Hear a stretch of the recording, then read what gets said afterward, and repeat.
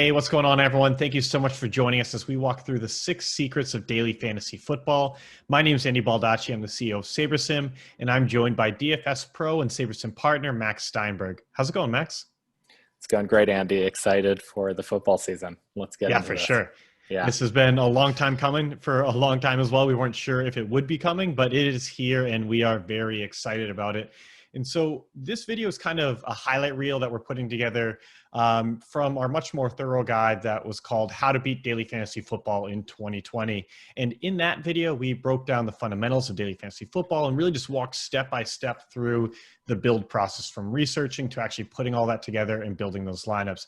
And if you want a deep dive, go to YouTube, go to SaberSim.com, wherever it is, go check out that guide and you will have everything you need to know to really hit the ground running. But for today, in this video, we're trying to keep things a little bit higher level to cut right to the chase and just give you the 6 secrets that we found to beating daily fantasy football. So watch this one first if you haven't watched either of them. And then if you're ready for that deeper dive, head over to our site, head over to YouTube and watch the full one. But right now, let's just jump in.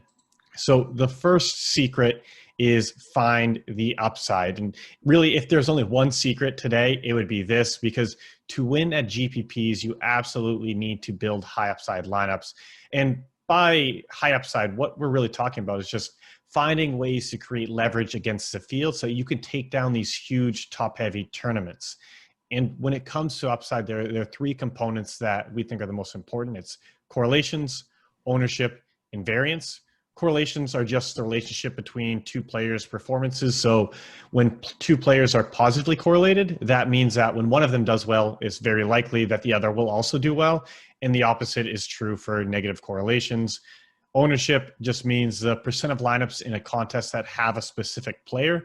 And the reason this is so important is because, just as an example, say everyone in a tournament, literally 100% of people have the same player in their lineup. And if that's the case, it literally does not matter at all what that player does because everyone gains or loses the same amount. And so what you're doing is you're looking for the right spots to do what's called fading the chalk or just avoiding highly owned players. And you're also looking for under the radar players who can have a big game and immediately separate you from the field because very few other people have those players.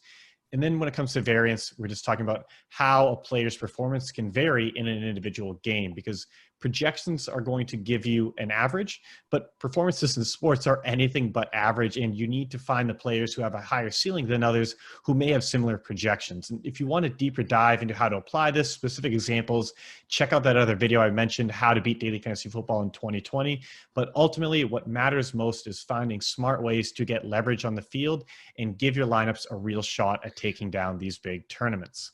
The second secret is perfecting your projections. And kind of working with a lot of players, talking to our customers, talking to just people in the space, the most common mistake that I see from experienced players is having almost an obsession with exposures. And by that, I just mean how frequently a player is appearing in their own lineups. And it's not that exposures don't matter, but by focusing on exposures above all else, you're really putting the cart before the horse because ultimately everything comes down to point projections and upside. And without considering all of that, without considering correlations and variance and ownership and the actual projections themselves, you can't know what is too much or too little of a player. So exposures matter, all those things matter, but they all come from the projections. They all come from kind of those original inputs. And that's why it's important to focus on perfecting those. And another thing that a lot of newer players ask is, should I try to create my own projections? And honestly, if you're not doing this professionally, if you don't have a data science background, if you don't have a ton of time, I'd say no. There are a lot of strong projection systems for both points and ownership. And SaberSim is one of those, but unless you have a ton of free time, I wouldn't worry about creating them from scratch. I would find a system that you like, that works for you, and use that as a baseline to then get it dialed in, because no model is ultimately ever going to be perfect. It is incredibly challenging to properly balance historical data with all the unique considerations that can come up each week. So while a model can be strong on average, there are still going to be things that it will miss. Even the best model is going to miss. And so the highest leverage thing you can do is start with a strong projection system, But to get that edge, use your own research and really get it dialed in. The more time you have available, the more research you can do. But even if it's just 30 minutes, you can still add a ton of value to the process by focusing your research on the outliers, the ones that are jumping out, the ones that rather than trying to go through the entire list of players, it's finding those spots that really stick out. And we'll talk to you about a way to do this pretty quickly in a little bit. But what you're, again, looking for are those players, those teams that really stick out, and focusing your research on that. And in these next two secrets that Max is going to cover, we're going to give you some practical tips on what to look for in your research so you can actually make good adjustments, because that's another thing we run into a lot is, all right, like where do I even begin with this? So the third secret is pay attention to the news. So Max, when it comes to the news, when it comes to kind of staying on top of things, what are you looking for, and why are these the kind of things that are really difficult, if not impossible, for models to automatically adapt to? Yeah, I think this is going to be the number one way that you can add value, because there's a lot of data out there that you could misapply or apply doubly, something that we already do already. But things that have to do with what coaches say, something to do with subtle injury stuff, like a player's playing, but he might be a little injured, snap counts, things like that. Those are things that if you can find good information on, that's going to add a lot of value to our projection systems or a projection system that you're using, right? And so when I'm perfecting my projections for my fantasy lineups, I'm really, really trying to be in tune with the news. And there's a lot of easy ways to be in tune with it, right? There's some sites that sort of just have a news feed, right? And RotoWorld is a really, really good one.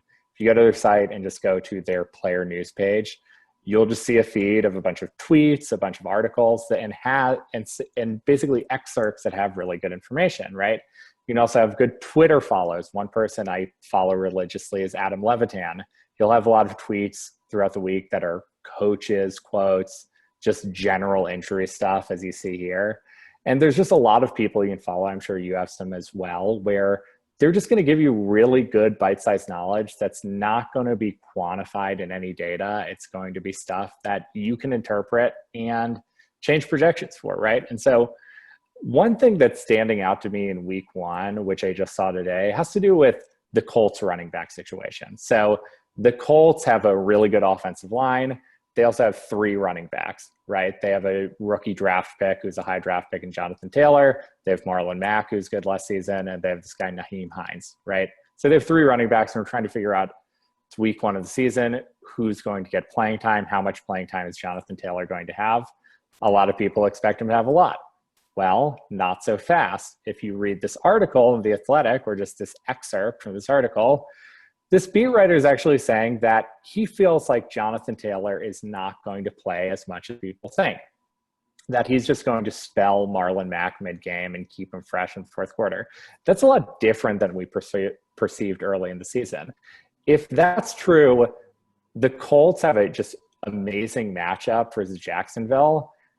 And that means that maybe, okay, Marlon Mack, I can be higher on him. Maybe you can even be a lot higher on him. And so processing this information and just keeping up on the news and finding more things like this would be like a really, really easy way to improve your projections and improve your lineups. And then the next secret kind of builds on this, and that is taking advantage of all the data that's out there. And while we have your screen up, can you just kind of walk through some of the sites that you go to get more kind of quantifiable data, things that are still useful to look at that maybe the model isn't processing or whatever it may be, but it's still useful to get in your own way? Yeah, I mean, I think there's a lot of free sites out here. One of the ones that I go to every week is airyards.com, which is created by this guy, Josh Hermsmeyer. And it has some really great data that has to do with how far someone's targeted down the field. It uses the NFL play-by-play data and gives us some good stats. One is average depth of target. And that gives us something called air yards. And Josh actually found that air yards are a really predictive metric for predicting how well a wide receiver is going to do. So if you find something here that has some really good that stands out to you, that differs from maybe the projections you're seeing at SaberSim, you say, or the projections you're using, you can say, okay, maybe this player is worthy of a boost. Maybe this player is worthy of negativing a little bit. And I like just going through all the teams and seeing who stands out. I think you can get a lot of really good information here. And it's really, really helpful. Obviously, we're just looking at 2019 data, but as 2020 goes on, there's going to be more and more data. And this is a great resource to look at. Other things, there's a lot of good people on Twitter. I really like this guy, Kevin Cole. He's a data science at Pro Football Focus. A lot of his articles are behind a paywall, but a lot of times he'll also tweet really good stuff or sort of tweet graphs and things like that. They'll help you with different contests and are going to be really useful information. Derek Carty's another person. He has his own projection system. He also tweets out really, really good content about why he thinks a certain way about a certain person, why maybe this person's getting too much buzz. There's a lot of good resources out there. Obviously, there's a lot of more sites than just airyards.com. And if you look, you're going to find them. And it can also be just a really easy way to improve your projections. Okay, so secret 5, get your diversity through the quarterback. So the quarterback is kind of like the hub of correlations. He has a lot of correlations to a lot of different players, not just players on his own team, right? He has correlation to the wide receiver, tight end, running back on his team most of the time. But he also has correlations with players on the opposite team, right? Sometimes you will have pretty strong correlations with wide receiver, the quarterback if you're playing showdown. So the quarterback changing quarterbacks in the lineup will sort of just change the optimal construction of the lineup you're using. And so when you're trying to create 20 or more lineups, maybe 100 or 150, honing in on your exposure to the quarterback and changing how many lineups you have at X quarterback is going to be the best way to get diversity of your lineups, but not sacrifice that much expected value, because if you change that quarterback, the optimal lineup is just going to be very, very different. And then the last secret is just use the right tools. And when it comes down to it, if you can build lineups using those last 5 secrets that we just talked about, you're going to be a winning player, plain and simple. But if you're not using the right tools, it is going to take you all weekend to do this. And even then, you're still going to feel like you're guessing a lot of the time, because between your job, your family, and just everything else going on in your life, you probably can't set aside your entire weekend for DFS. And I know I can't, and I actually run a DFS company. So for people with more normal jobs, I can only imagine how difficult it is. But if you want to beat daily fantasy football and can't spend hours and hours building lineups, then you need to use the right tool. And SaberSim is the only lineup optimizer out there that understands upside, which means that you can build winning lineups fast. And a lot of times when I'm talking to players, they feel that tweaking the projections and really trying to perfect those things is kind of a waste of their time, because they only have so much time to dedicate to DFS. But they already are spending hours getting the rules and getting the groups and getting everything else dialed in, because they have to fight with their optimizer to get good lineups. But if you're using a tool that can kind of automate away a lot of that busy work, you're then able to add even more value and get even more of an edge on the field by dialing in those projections that may already be strong, but can only get stronger by adding some research to it. And so let me just kind of quickly show you how SaberSim works and how it can help you build better lineups in much less time than before.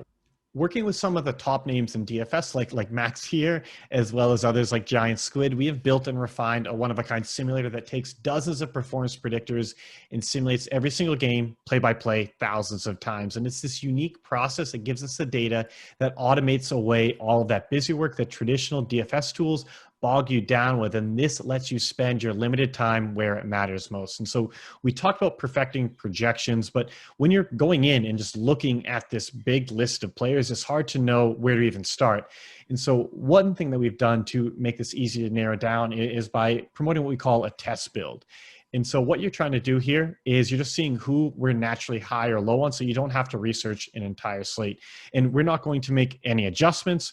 All we're going to do is set this so that we are building for the play action on DraftKings. It's a 20 max contest with like 200,000 entries. And so I've put this in here, haven't made any other adjustments, but what SaberSim is doing behind the scenes is adjusting all of our defaults to be best suited to a contest like this. And all we're going to do is hit build.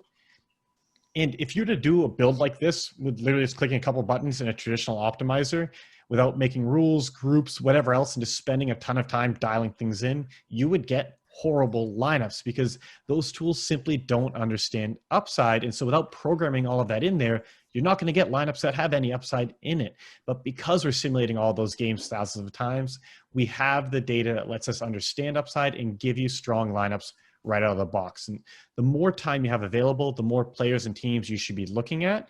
But regardless of the amount of time that you have, this is going to make sure that you're able to spend it where it has the biggest impact. And so what we can see here, just over on the left, is a list of all our players. We can sort through them by position, by team, and everything else. And we can see how, what our exposure is to each of those. And so, Max, if you had a limited amount of time, say you just had 30 minutes to build your lineups, who would you be looking at? Like, where would you focus your research? Yeah, so I think where I'd focus is I'd look through the players we're getting and look at some of the value plays, right? Because misprojections or accurate projections with these types of value plays are going to add the most value because little differences can make a big difference in how many players you get. So one person that stood out to me at tight end was Irv Smith. He's 3,100. We're getting him a lot. I might just look through the different positions and see if you see 55% exposure. I might look at running back, see the value players there, and just sort of look through and keep an eye on that. And also maybe play the comparison game a little bit, right? I might sort by projection and then see, okay, let's see, is Alvin Kamara and Austin Eckler, do I think they're similar or do I not think they're similar? And look through the players and be like, should there be a bigger difference between these players? And then maybe also look at defense, right? Because if you look at defense, you'll notice, and I think this is actually proper strategy, that SaberSim's lineup builder actually seems to favor some of these low price defense, the Dolphins, Washington, the Cardinals, the Jets. And that's because that probably is going to be the optimal thing, is saving money at that defense. And so getting those projections honed in and finding those low price defenses that are really good are going to be key to making good lineups as well. So those are a couple things that I'd look at right off the bat, I think. Yeah, and this is, again, where when you use the right tool, when you use SaberSim, you can kind of get an advisor here. You can almost get your kind of like personalized podcast where you can tell us what type of contest you're building for. And then we'll say, all right, like based on everything we know, here's who we're kind of focused on. And it's, again, not to take that as the 100% truth, but it's to say, okay, this just cut down everything I have to look at significantly by just showing, all right, who are the ones that stand out to me? Who should I look into? And again, the more time you have available, the more you should kind of widen the net of who you're digging into. And if you want to see kind of how Max would do this in much more detail and how he adjusts projections based on the research, check out that video I mentioned before, How to Beat Daily Fantasy Football in 2020. But for now, we just wanted to give you a quick overview so that you can get started. And these secrets, they work with or without SaberSim, but I really hope that at this point it's obvious just how much easier it is when you use the only tool that's built for the job, and that's SaberSim. And if you want to beat daily fantasy sports and can't spend all day building, just got tossed up here, so. Okay. I'll just do the last part. Okay. I can do the last part if you want. No, I mean, I'll just like 2 sentences. Okay, gotcha. Okay. These secrets work with or without SaberSim, but I hope it's obvious just how much easier it is when you use the only tool built for the job. If you want to beat daily fantasy football, but you can't spend all day building lineups, then you need SaberSim. Yeah, and SaberSim saves you a ton of time and it allows you to work on the fun stuff, do your research, hone in your projections. It makes the process of making lineups a lot more enjoyable. And the best part is you can actually try it out completely free for 3 days to see if it's right for you. And all you have to do is head over to SaberSim.com, start your free trial, and you'll be building winning lineups in no time. So if you have any questions along the way, you can reach out to our support team at support@sabersim.com or email Andy directly at andy@sabersim.com. Or you can reach out to me on Twitter. I'm at Max J. Steinberg on Twitter. And thank you so much for tuning in, and good luck this NFL season. Thanks. Good luck, guys.